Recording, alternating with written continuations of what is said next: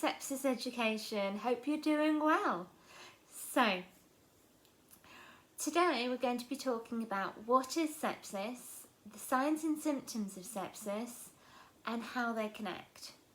But before we do that, I'm going to get you back into the classroom and talking about what is infection. Because when it comes to sepsis, it starts out as a localized infection.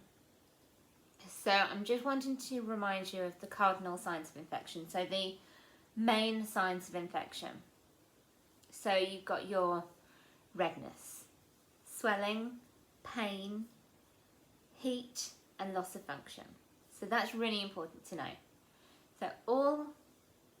So every single type of sepsis starts off as an infection. And so you need to know those cardinal signs before anything. But then what happens is that infection then goes into the bloodstream. And so what then happens is you then get a widespread inflammation in the blood, which then actually reduces your blood flow. And imagine a highway, or a motorway, depending on where you're from. And they have one lane out because they're doing roadworks. It means that it takes a lot longer to get through.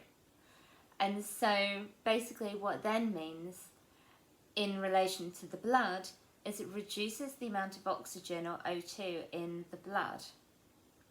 And so with that, it means that it can cause tissue damage, which can then lead to organ failure. Yeah? Got it? Cool. Right, so why do so many people misdiagnose sepsis? Well, you don't have to have all the symptoms. That's a really big thing. And this is a really scary thing. But if ever you think of an infection, you will most likely always think, okay, high temperature. Not always. With sepsis, it's all to do with an unusual temperature. So it would be below 36 or above 38.2. So this is where some people get confused. So just remember, high or low. But when it comes to your blood pressure, that goes super low, hypotension. But what then happens is the O2 sats go down and everything like that. The temperature you always have to be aware of, but the most important thing is the low blood pressure, because it then has a trigger effect. So you're not getting enough oxygen in the blood, all of this. So your heart has to work faster, right? So your pulse increases. I remember my good old Fitbit here told me mine had gone up to 169 beats per minute. It's usually 60.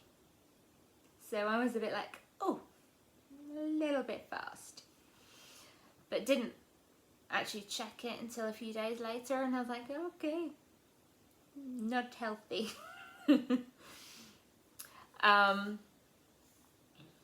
Yeah.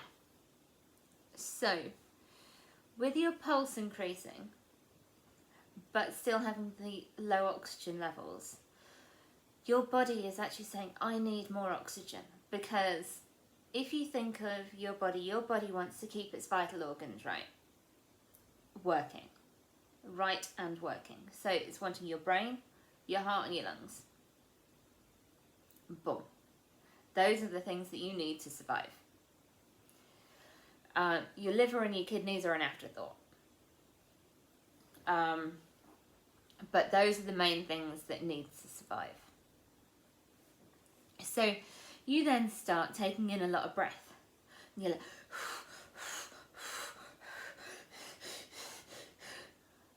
and I don't know if you've ever had a panic attack, but you feel like you're about to die.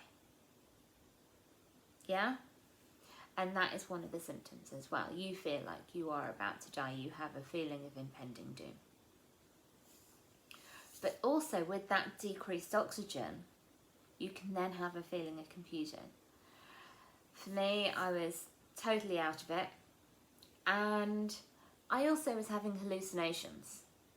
I remember phoning up the doctors on the 7th of February 2019. I was that with it. I was like, I need to phone the doctors when they open. But I then kind of was going really down.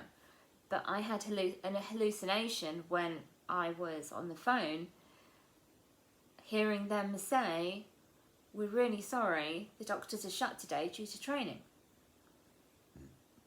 Nope. My mum phoned 20 seconds later and got me an appointment. So I don't know where that one came from. Yeah, so going back, because I digress. So after the confusion and all of this, I'm going to actually talk about wanting to maintain the vital organs, right?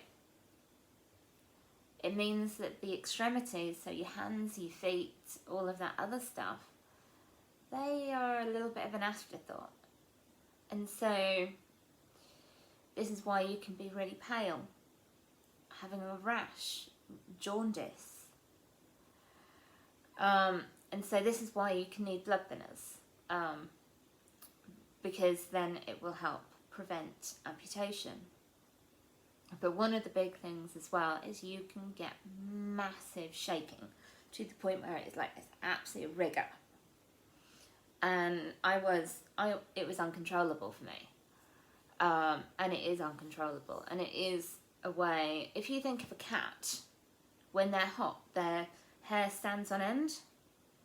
And it's a way of our bodies kind of getting rid of the heat to actually lower the temperature to then actually help us get a little bit better. I hope this was helpful. If you've got any questions, just leave them in the comments. That's the one. Please like and subscribe. And if you've got any questions about what you would like to actually know next, please give me an email or give me a DM, and I will see about answering those questions, because I'm wanting to actually make this channel about what you need and about what you want. So I look forward to hearing from you soon. Take care, guys. Bye.